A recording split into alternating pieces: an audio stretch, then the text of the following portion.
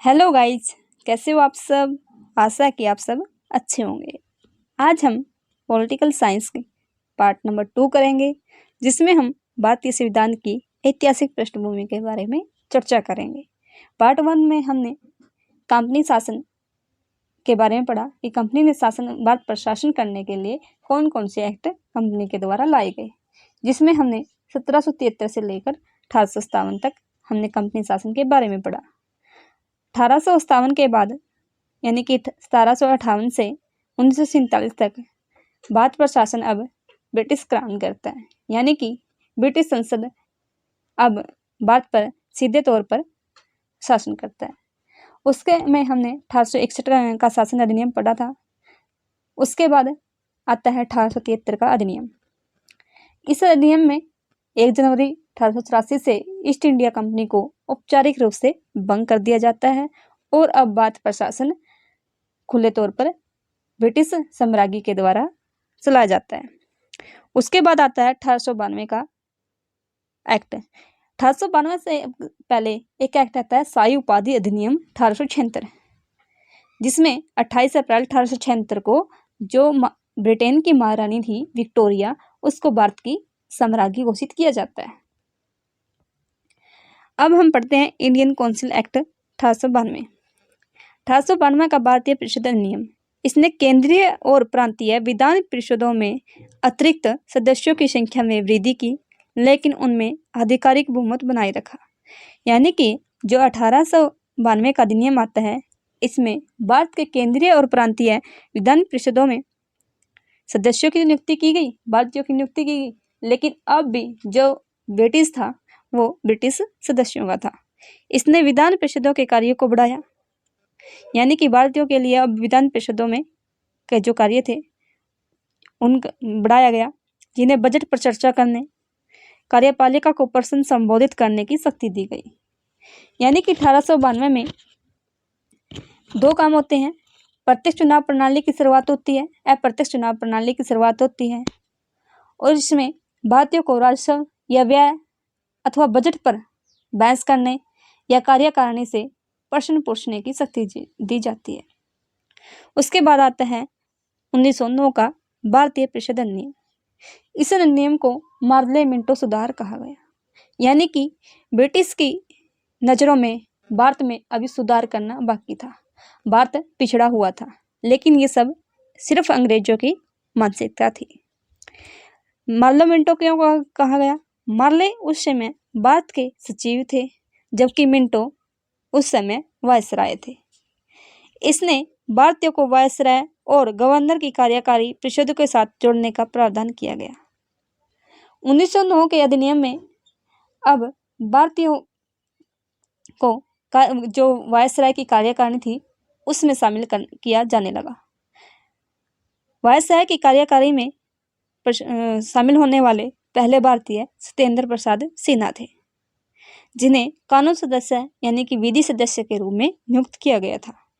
इसने पृथक निर्वाचन क्षेत्र की अवधारणा को स्वीकार करके मुसलमानों के लिए सांप्रदायिक प्रतिनिधि की एक प्रणाली शुरू की गई। यानी कि 1909 के अधिनियम ने, जो 1909 का मार्ले मिंटो अधिनियम था, इसमें मुस्लिम सांप्रदायिकता की जड़ें फैलाई गई। यानी कि मुस्लिम मतदाता सिर्फ मुस्लिम सदस्यों को ही वोट दे सकता था, हिंदू सदस्यों को नहीं। 1905 में ब्रिटिश के द्वारा बंगाल का विभाजन किया जाता है। विभाजन करने का रीजन बताते हैं कि बंगाल बहुत बड़ा क्षेत्र है, जिसमें प्रशासन अच्छे से करना संभव नहीं है, जिसी वजह से बंगाल का विभाजन किया गया। लेकिन जो ब्रिटिश मानसिकता थी वो अलग थी। इन्होंने हिंदू और मुस्लिम बहुसंख्यक वाले क्षेत्रों को अलग अलग किया, जिसमें हिंदू और मुसलमानों में फूट डालने का इन्होंने काम किया, जिसके विरोध में 1906 में स्वदेशी आंदोलन और बंग भंग आंदोलन के नाम से आंदोलन चला। उसके बाद 1909 का बर्थ अधिनियम आता है, यानी कि जिसे हम कहते हैं 1919 का मार्टेगू चेमफोर्ड सुधार। इस अधिनियम ने केंद्र में द्विज शासनात्मक विधायिका की स्थापना की थी। इस प्रकार 1919 का भारत सरकार अधिनियम बनाया गया, जो लागू कब हुआ? 1921 में। इस अधिनियम को मोंटेगू चेमफोर्ड सुधार के रूप में जाने जाने लगा। मोंटेगू कौन थे? ये सचिव थे, भारत के सचिव, और चेमफोर्ड भारत के वायसराय थे। इसने प्रांतीय विषयों को दो भागों में विभाजित किया, एक हस्ताक्षरित विषय और आरक्षित विषय। यानी कि जो प्रांतीय विषय थे उनको दो प्रकार से विभाजित किया गया, आरक्षित और हस्ताक्षरित विषय। आरक्षित विषयों का शासन यानी कि प्रशासन गवर्नर और उसकी कार्यकारी परिषद के माध्यम से किया जाता था।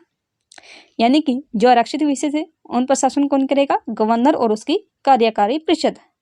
जबकि जो हस्ताक्षरित विषय थे उन पर शासन गवर्नर और विधानसभा के प्रति जितने भी मंत्री थे, जो विधान परिषद के प्रति उत्तरदायी थे, उनके साथ गवर्नर उन पर शासन करेगा। इस प्रकार इस प्रणाली को ही द्वैध शासन कहा गया और इसे 1935 के एक्ट से समाप्त किया गया था।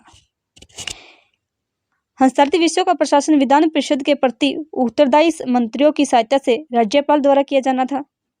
दूसरी ओर आरक्षित विषयों को विधान परिषद के प्रति उत्तरदायी हुए बिना राज्यपाल और उसकी कार्यकारी परिषद द्वारा प्रशासित किया जाना था।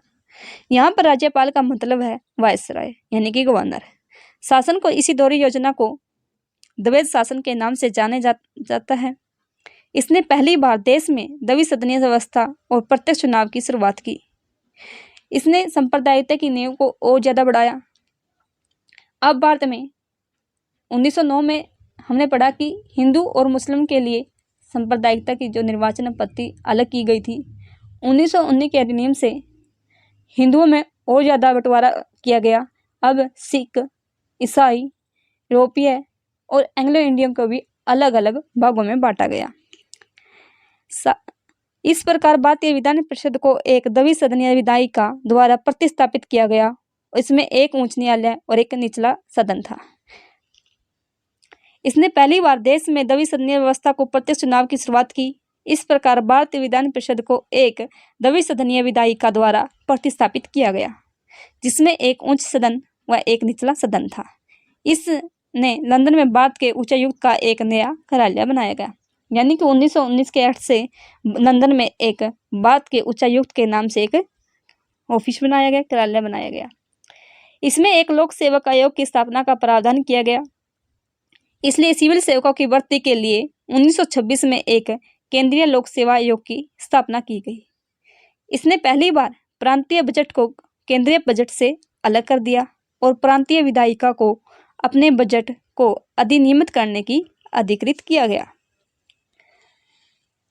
यानी कि 1919 का जो भारत शासन अधिनियम था, इसने केंद्र में द्विसदनात्मक विधायिका की स्थापना की, प्रथम राज्य परिषद और दूसरी केंद्रीय विधानसभा।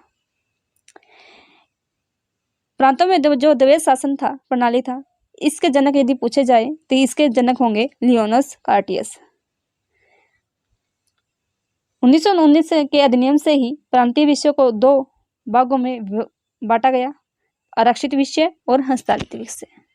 आरक्षित विषयों पर प्रशासन वायसराय और उसकी कार्यकारी परिषद के माध्यम से किया जाता था, जबकि हस्ताक्षरित विषयों पर शासन गवर्नर और विधान परिषद के प्रति जो भी मंत्री उत्तरदायी थे उनके द्वारा शासन किया गया। इसे ही द्वैध शासन कहा गया और 1935 के एक्ट के द्वारा इस द्वैध शासन को समाप्त किया गया था। भारतीय सचिव को अधिकार था कि वह भारत में महालेखक परीक्षक की नियुक्ति कर सकता है। 1926 में ली आयोग की स्थापना 1919 के अधिनियम से ही बनाई गई थी। ली आयोग की जो स्थापना की गई थी वो लोक सेवा आयोग के गठन के लिए की गई थी।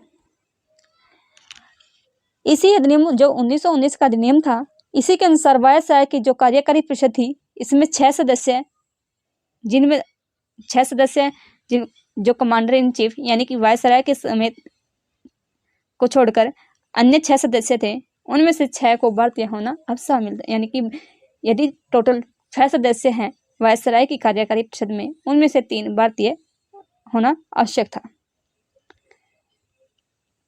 उसके बाद हम पढ़ते हैं 1935 का भारत शासन अधिनियम। यह अधिनियम भारत में पूरी तरह से जिम्मेदार सरकार की दिशा में दूसरा मील का पत्थर साबित हुआ। इसने एक अखिल भारतीय संघ की स्थापना का प्रावधान किया, जिसमें प्रांतों को और रियासतों को इकाई के रूप में शामिल किया गया। यानी कि भारत में अखिल भारतीय संघ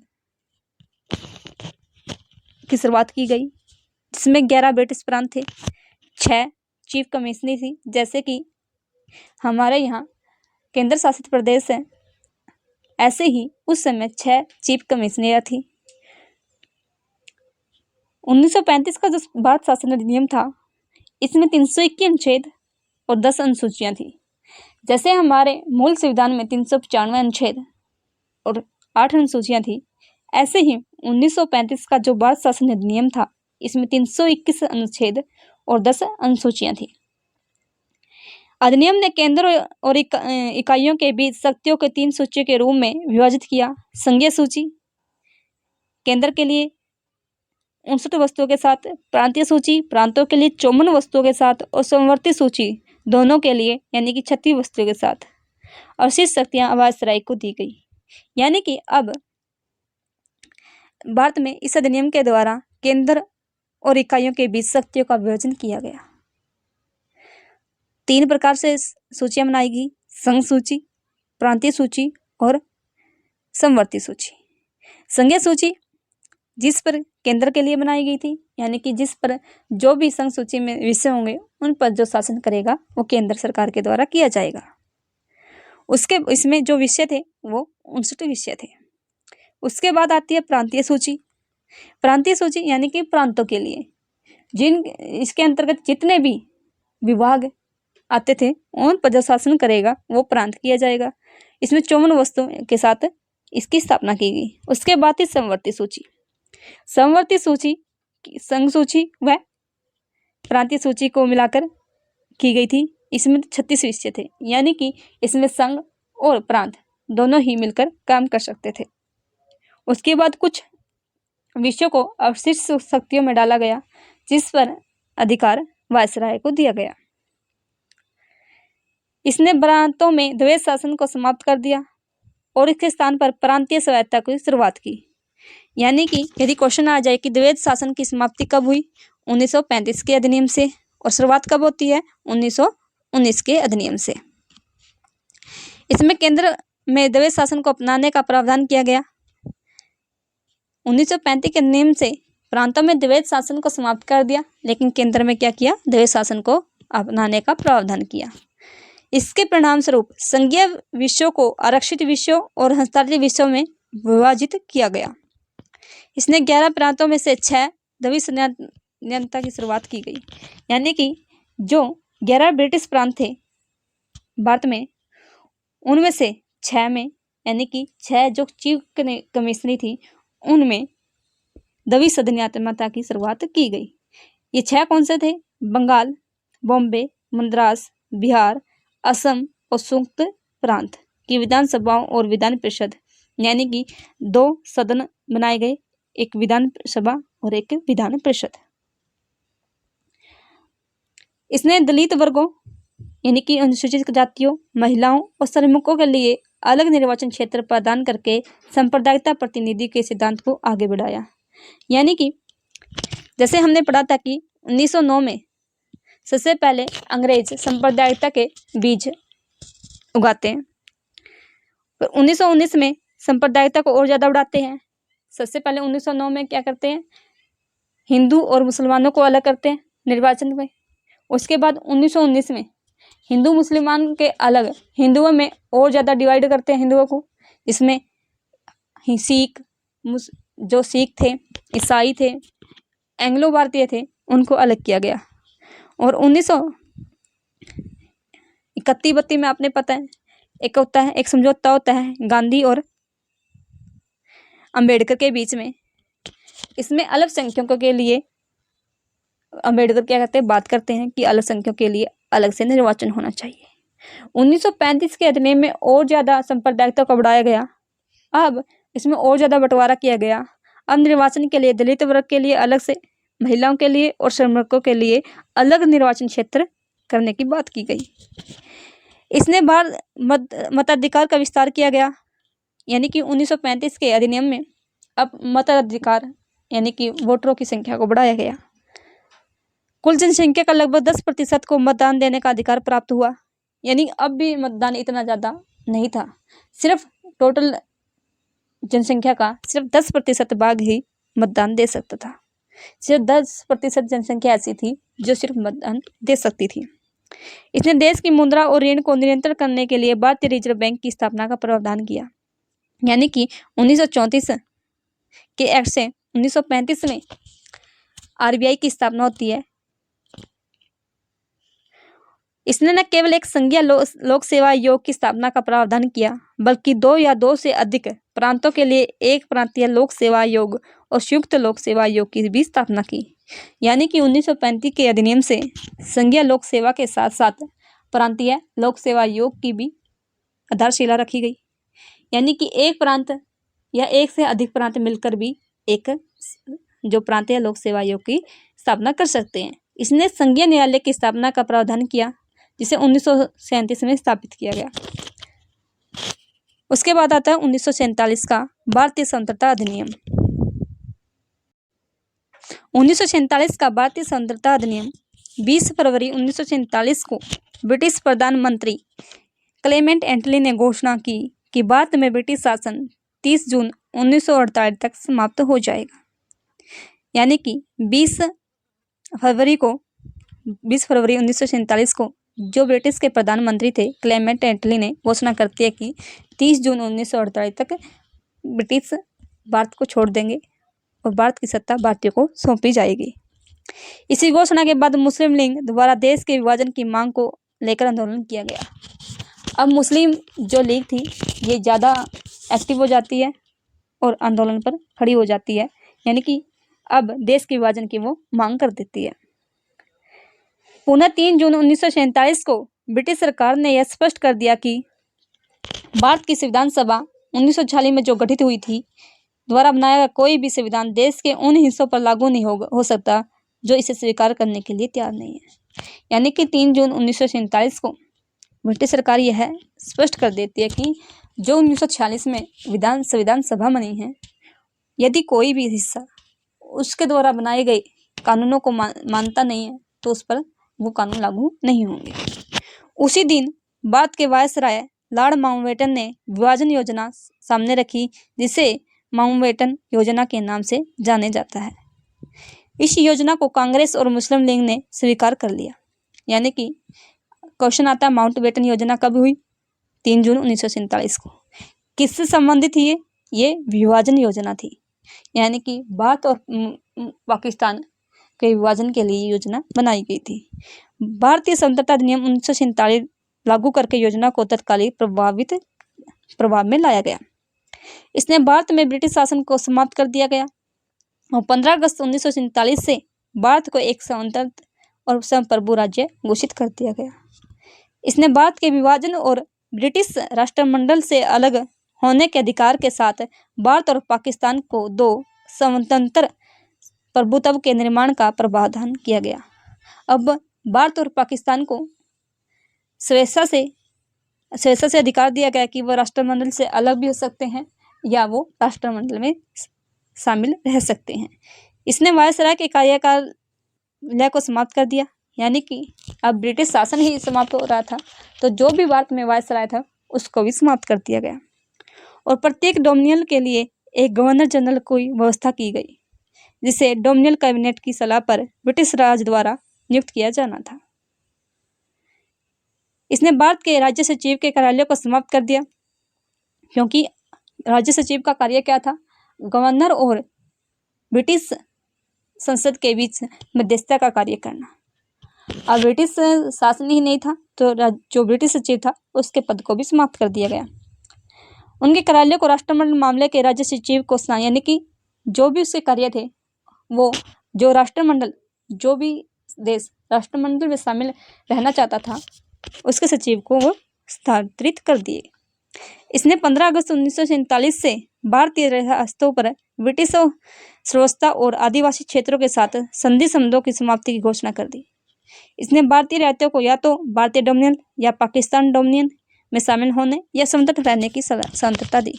यानी कि जो भी हमारे देसी रियासतें थी उनको छूट दी गई कि वो चाहे तो भारत में शामिल हो सकते हैं या पाकिस्तान में शामिल हो सकती हैं या चाहे तो वो स्वतंत्र रह सकती हैं, जिनमें से हैदराबाद और जम्मू कश्मीर भारत में शामिल नहीं होते हैं।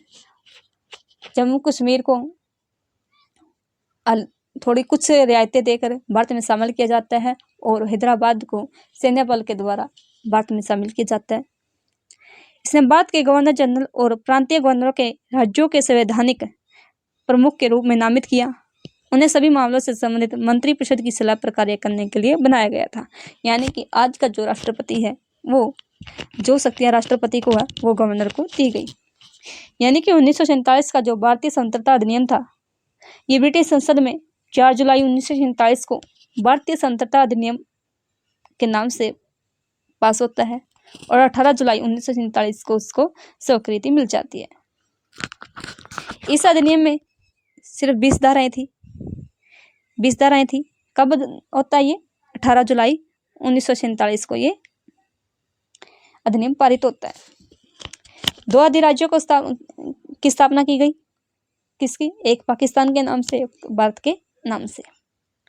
भारत और पाकिस्तान दोनों अधिराज्यों को एक एक गवर्नर जनरल होंगे और उनकी नियुक्ति मंत्रिमंडल की सलाह पर की जाएगी। संविधान सभा का विधानमंडल के रूप में कार्य करना, यानी कि जो भी हमारी संविधान सभा थी वो विधानमंडल के रूप में कार्य कर सकती थी जब तक कि संविधान सभाएं संविधान का निर्माण नहीं कर सकती थी। यानी कि उस समय जो संविधान सभा थी वो 2 प्रकार से अपनी जिम्मेवारी निभा रही थी।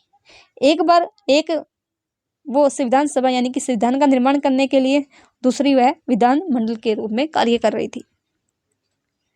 1935 के शासन अधिनियम द्वारा शासन जब तक संविधान सभा न बन जाए तब तक 1935 का जो शासन अधिनियम था उससे बाद का शासन चल सकता था। एक सिलहट जिले ने भारतीय स्वतंत्रता अधिनियम 1939 के जनमत संग्रह से पाकिस्तान के मत दिया था, पाकिस्तान के पक्ष में। इसलिए जो सिलहट जिला था वो पाकिस्तान में चला गया था। इस अधिनियम में भारतीय डोमिनियन को सिंध, बलूचिस्तान, पश्चिमी पंजाब, पूर्वी बंगाल और असम के सिलहट जिले को छोड़कर सब राज्य भारत राज्य क्षेत्र में मिला लिए गए थे। सो गाइज, ये था हमारा भारतीय संविधान की ऐतिहासिक पृष्ठभूमि। जितने भी एक्ट हमारे एग्जाम के लिए इम्पोर्टेंट थे उनके बारे में हमने चर्चा की। यदि वीडियो अच्छी लगी तो लाइक करें, चैनल को सब्सक्राइब करें। Thank you.